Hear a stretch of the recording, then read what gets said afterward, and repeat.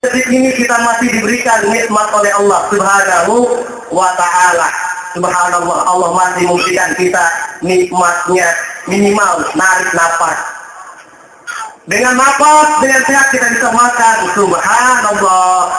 Dengan kita baca sholawat dan salam yang tentunya adalah kita sanjungkan kepada baginda Nabi besar Muhammad Sallallahu Alaihi Wasallam.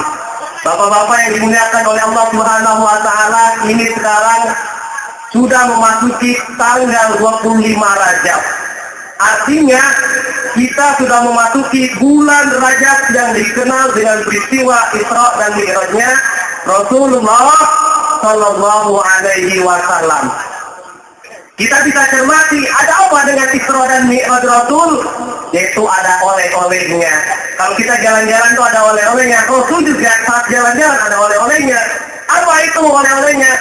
Yaitu sholat, melakukan sholat. Sekarang ada pertanyaan nih, bapak-bapak, ibu-ibu. Kalau kita punya motor, kita punya mobil, kalau sakit, kalau mobil itu rusak, kira-kira kita datangnya kemana tuh? Kira-kira ke bengkel. Kemudian setelah kita sampai ke bengkel, sampai ke montir, apa yang kita lakukan? Pasti ditanya sama montir, sakit apa motornya ini, ada kerusakan apa? Tidak langsung dibetulkan. Tentunya montir itu nanya, sakit apa? Baru nanti akan dibetulkan. Kemudian ada pertanyaan lagi, Pak, Bu, kalau seandainya, termasuk adik-adik yang ganteng-ganteng semuanya nih, kalau seandainya kita sakit, kira-kira datangnya kemana kita kalau sakit ini? Ke rumah sakit, ya kan? Ke rumah sakit. Setelah ke rumah sakit, kira-kira dokter itu ngobatin apa langsung nanya dulu? Langsung nanya sakit apa, kemudian baru nanti diobatin. Tapi kalau kita Allah yang Maha Kuasa yang menciptakan, kalau tadi motor yang menciptakan adalah montir, ahad dan sebagainya, maka kita berobatnya kepada yang membuat. Kita ini yang membuat siapa? Allah Subhanahu wa Ta'ala. Yang menciptakan kita ini adalah Allah Subhanahu wa Ta'ala dalam bentuk makanya oleh adanya sholat. Rasul menegaskan as-sholatu imaduddin. Sholat itu tiang agama. Kenapa itu sholat tiang agama? Orang yang mendirikan sholat berarti mendirikan agama. Orang yang tidak mendirikan sholat, maka ingat saudara yang dimuliakan oleh Allah, dia telah menghancurkan agamanya. Bisa kita lihat Allah menegaskan orang yang tidak mengerjakan sholat akan dimasukkan ke dalam neraka. Na'udzubillah min dzalik. Coba masuknya dalam surah Al-Mudaththir Allah menegaskan, ma salakakum fi saqar, apa yang menyebabkan kamu masuk neraka? Qalu, mereka menjawab, lam naku minal musallin, saya dulu di dunia tidak pernah sembahyang, saya di dunia dulu tidak pernah sholat. Kemudian apalagi yang menyebabkan kamu masuk neraka? Lam naku nut'imul miskin, saya tidak pernah memberikan makanan kepada fakir miskin. Makanya Ibu, sudah sepatutnya lah dalam meringkati Isra dan Mi'rajnya Rasulullah Sallallahu Alaihi Wasallam, kita tingkatkan sholat kita, dan tentunya lah sholat yang mengikut pada Rasulullah Sallallahu Alaihi Wasallam, bukan sholat yang sekarang ini tuh. Sholat yang belum lama ini ada yang pakai sholat gak usah pakai bahasa Arab, sholat pakai bahasa Indonesia katanya. Mantan pendeta namanya Roy, sholat gak pakai bahasa Arab, pakai bahasa Indonesia aja. Jadi salah, jadi kacau nanti di masjid. Kalau imamnya orang Betawi, ngomongnya ada gimana itu? Ketika mau takbir, dia bilang apa? Tuhan yang gede banget. Yang di belakang bangunnya bukan orang Betawi, orang Padang. Dia bilang apa? Tuhan menggadang. Wah, jadi aneh. Di belakangnya lagi orang Minang, dia bilang apa? Rancalar, katanya kan. Jadi kacau.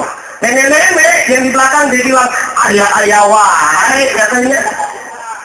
Artinya apa? Ini menjadi kacau. Belum lagi membaca suratul Ikhlas. Tahu nggak Pak? Surah Ikhlas apa itu? Kulhu. Tahu kulhu, Bu? Apa? Surah Ikhlas. Kalau tadi bilang sholat itu cukup pakai bacaan Latin aja, kacau juga.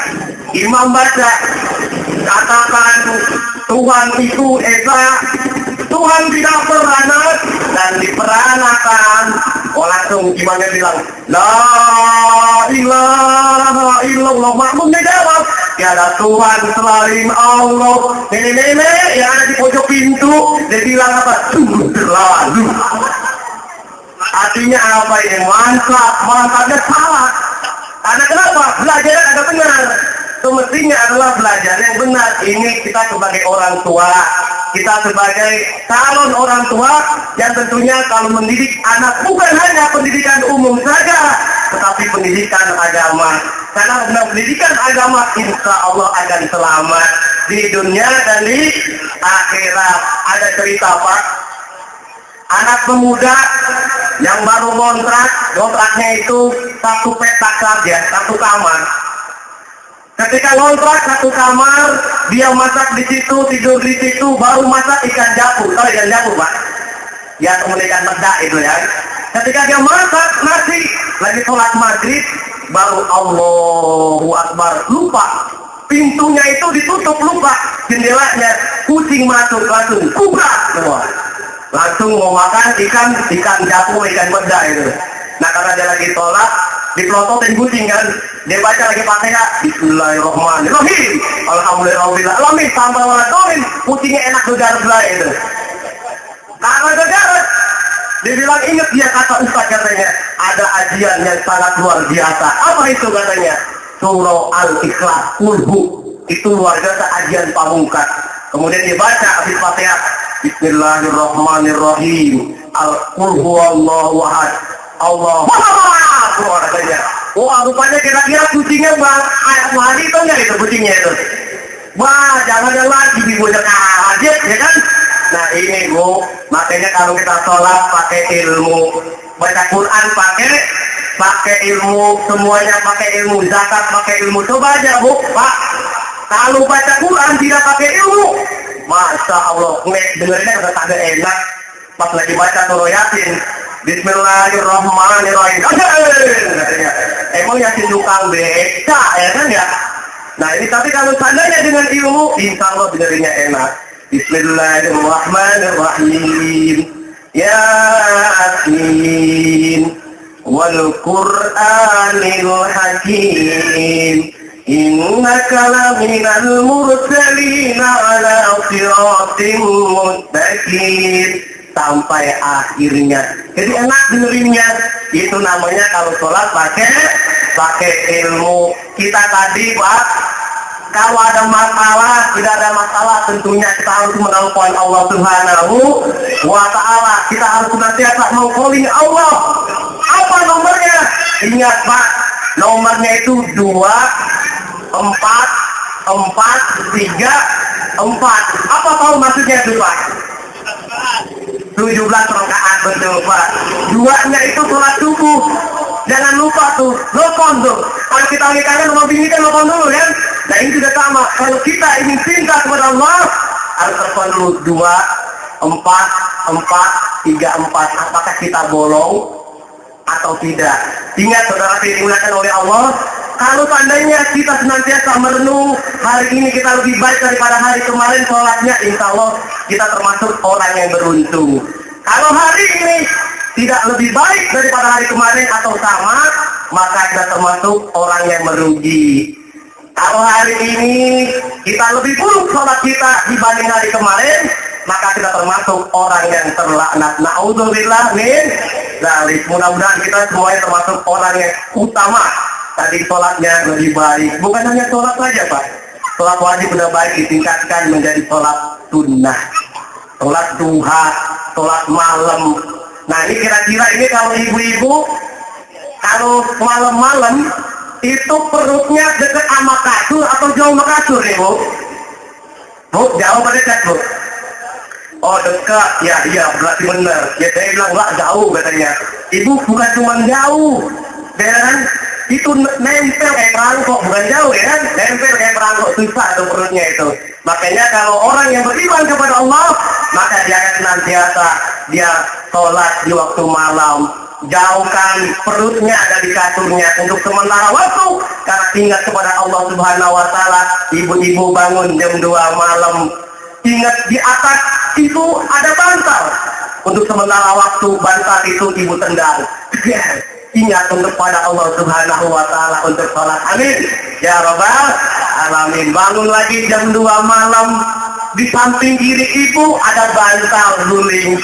Tendang. Untuk sementara waktu sholat.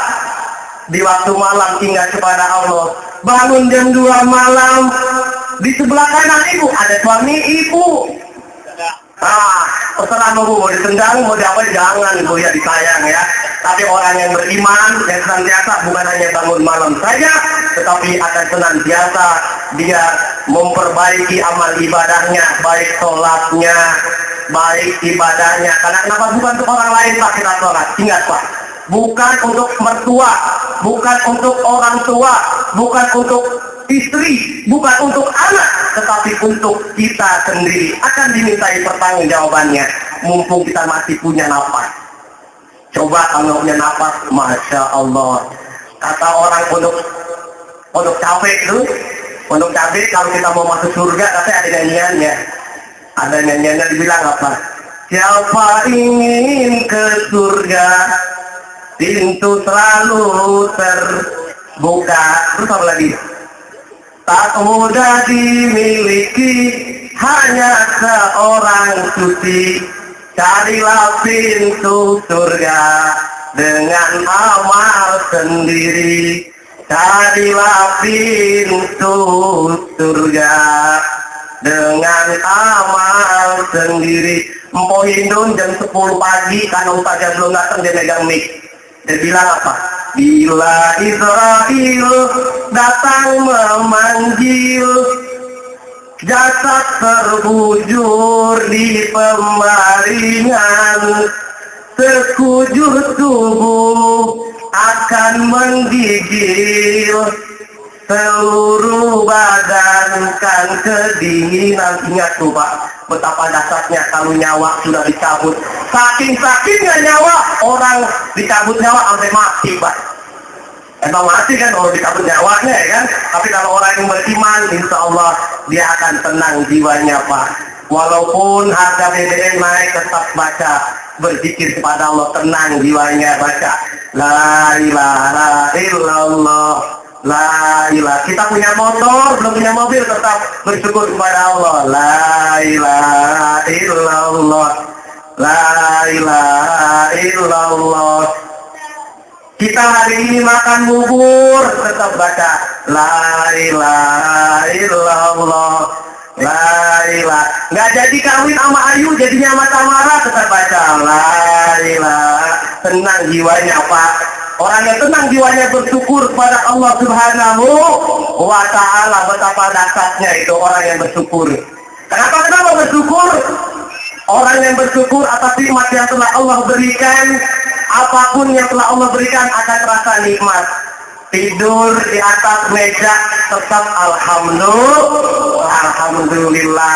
Ngegeletak di musola alhamdulillah.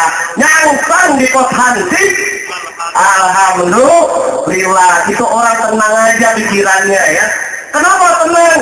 Apa yang dipikirin tenang aja atas nikmat yang telah Allah berikannya.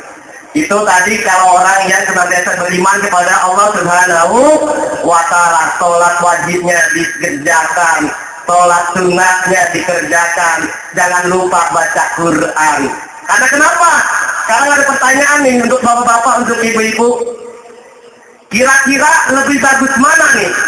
Baca Quran apa ngomongin orang kira-kira pak?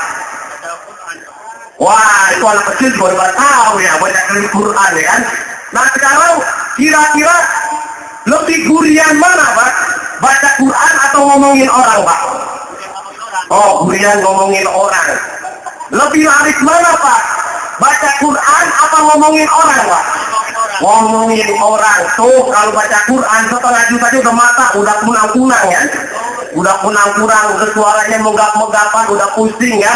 Tapi kalau ngomongin orang pak, Masya Allah, tajwidnya itu fasih pak. Tajwidnya fasih, ikhfa, idgomnya, bahkan idhajat, ada mepet. Yang tadi